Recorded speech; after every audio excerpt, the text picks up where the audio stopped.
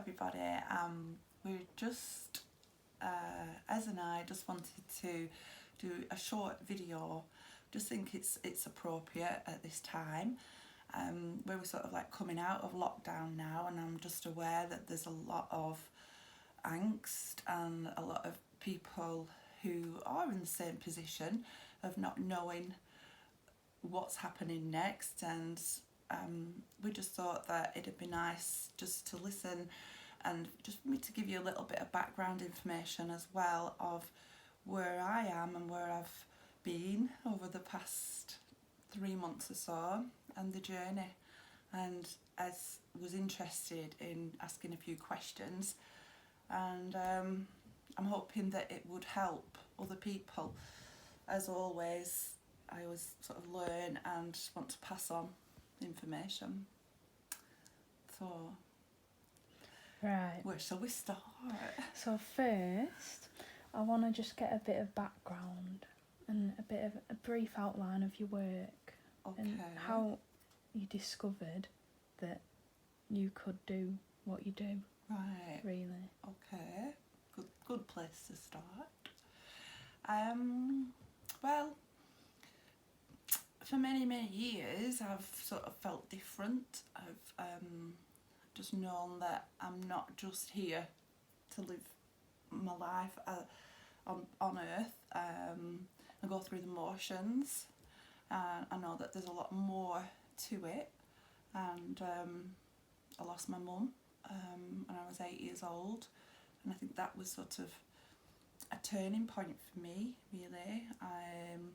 And I was very much aware of a certain aspect of me that could handle loss and handle my emotions, but it was only when I tuned into that part of me. That was the strange thing. And from, like I said, from a young age, I hid it away. I hid a lot of my talents and thought I was a bit different and weird. But the more and more I become aware of me and more confident in me as a person and who I am, I'm a lot more open and upfront. I'm very proud to be a healer. I'm proud to be working as a psychic and also as a teacher. I like to teach what I learn. So, yeah. So, what's your earliest memory of it, of being able to do that? I'd have to go back to when my mum died, really. And I have a memory of being sat on my sister's bed. They had a twin room and I had a room of my own.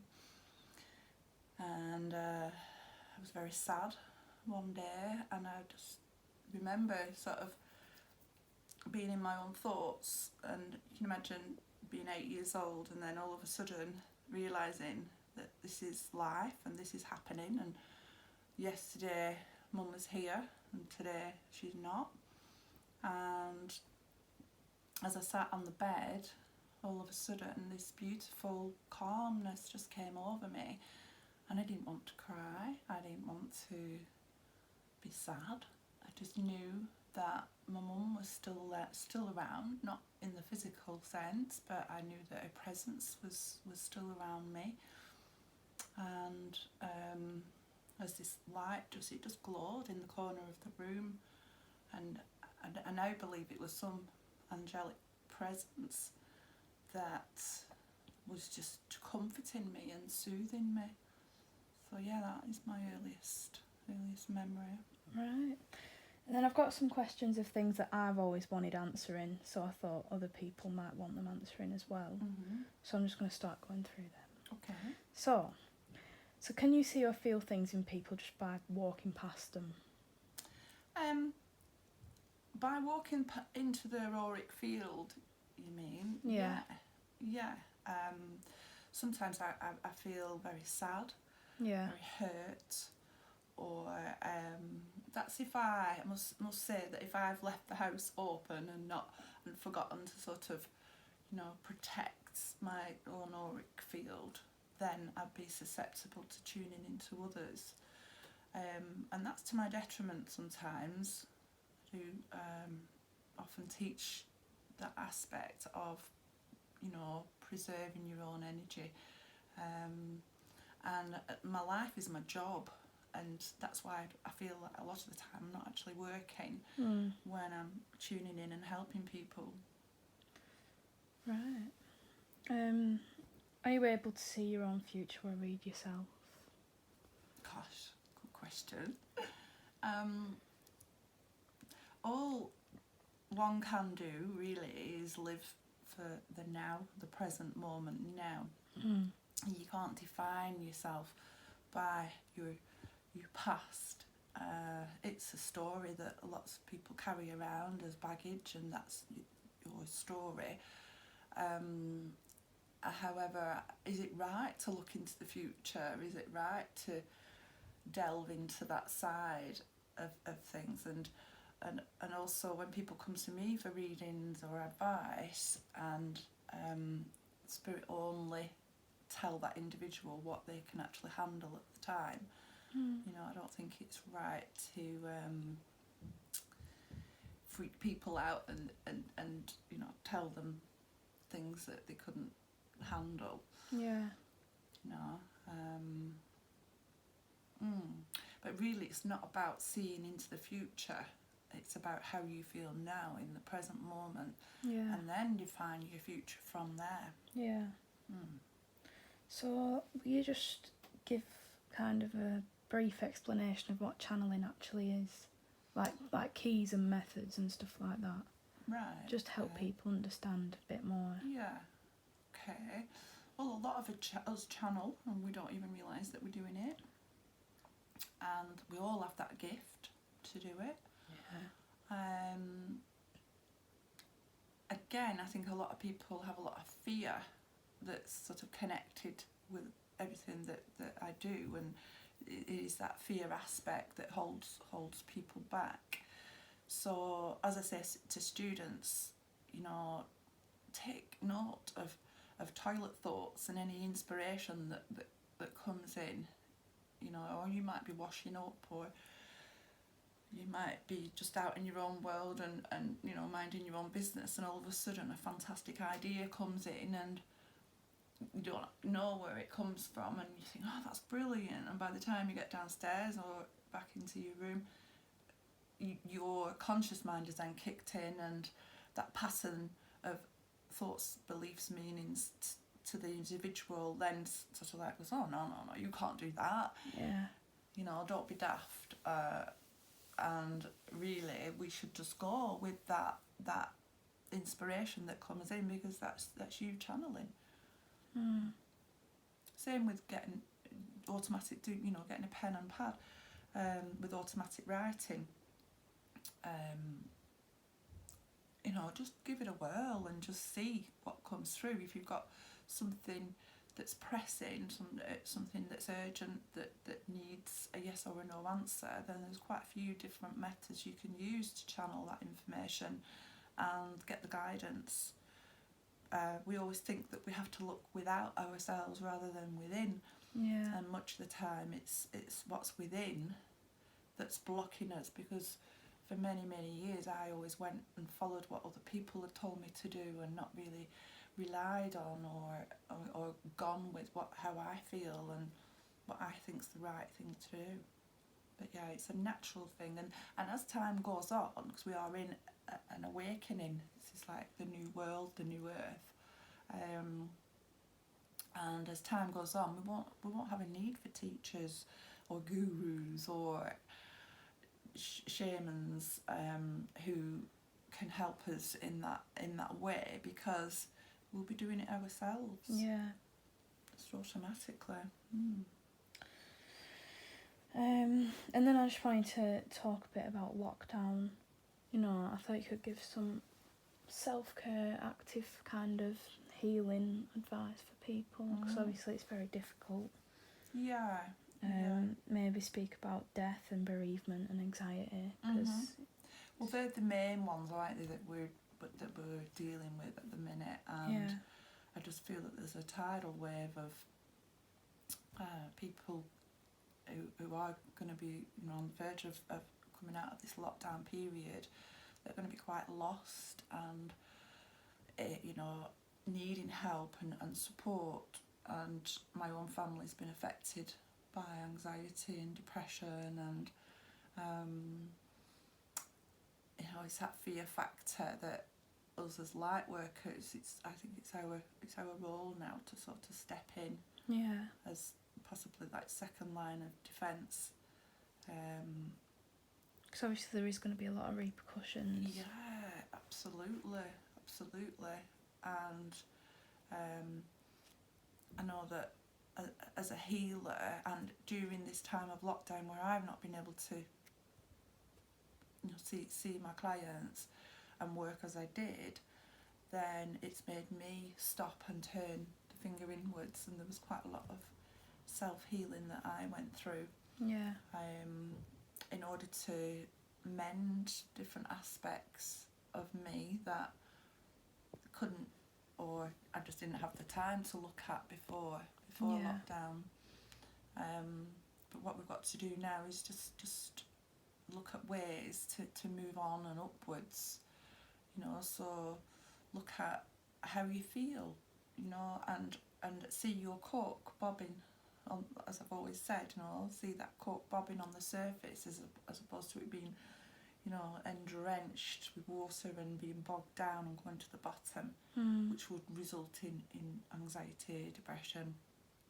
And there's affirmations that you can use, there's positive affirmations, the clothes that you wear, and, you know, coming along the vibration of colour, the food that you eat as well, you know, try and get your vitamin C, and you know, boosting your immunity. There's all sorts of different ways that we can look at in order to like keep that vibration up. So not like natural ways. Natural ways to wellness, I like to call them. Yeah. So after this is all over, like, what are your plans? Like, what do you want to do from now? Well, I'm definitely going to continue teaching. Yeah. I'm still always going to be a healer, or you know, but I never want to come out of the sort of like the healing world. I do feel that that's where I belong, and I'd like to teach others, carry on teaching others to do the same. My awareness groups, I'd like those to continue, and just spreading the love really, and just continuing, but yet in a different sort of way that I did before, you know, looking at things differently. Yeah. And also because of the fact that I couldn't see clients on you know, on an actual physical presence, on a physical level, I've found that